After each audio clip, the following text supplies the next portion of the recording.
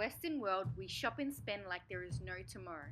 Australian consumer spending has reached its highest peak ever, exceeding $250.7 million at the end of 2017. When purchasing a product, most of us would often opt for the cheapest product without considering where it came from or the conditions in which it was produced.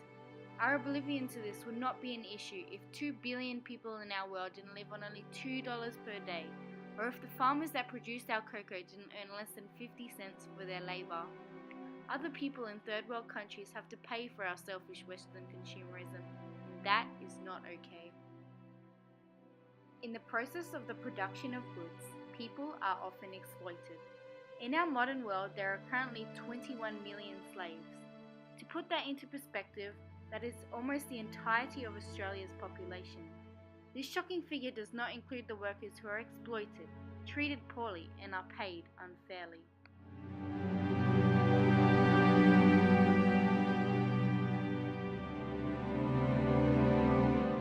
The group of individuals that hold the most power are the multinational corporations that supply our food, our fashion, our sporting equipment, and our other household goods.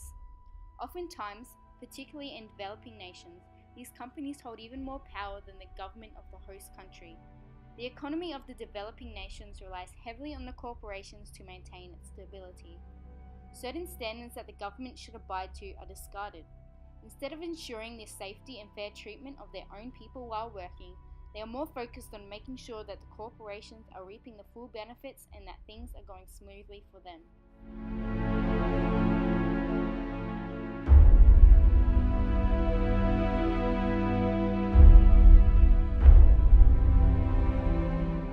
Governments have a power in this cycle as well. They are not slaves to the corporations. They have a responsibility over the well-being of their working class and to make sure that these people are not being taken advantage of. This power is often misused, and sadly other people, the working people, must suffer the consequences. They are the group in this cycle that have no power at all. Their rights as a human is completely stripped from them. As a person in our global society, they should have a say in their own treatment. This is not the case. They are not viewed of as having any value because they don't contribute greatly to the global consumerism. People don't realize is that it is not only the businesses and governments who have the power in this cycle. We too as consumers have the power. A business wouldn't dare put a product on a shelf that a consumer wouldn't buy.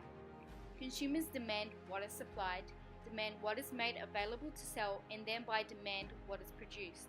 If we can demand what product is produced, we can demand how a product is produced.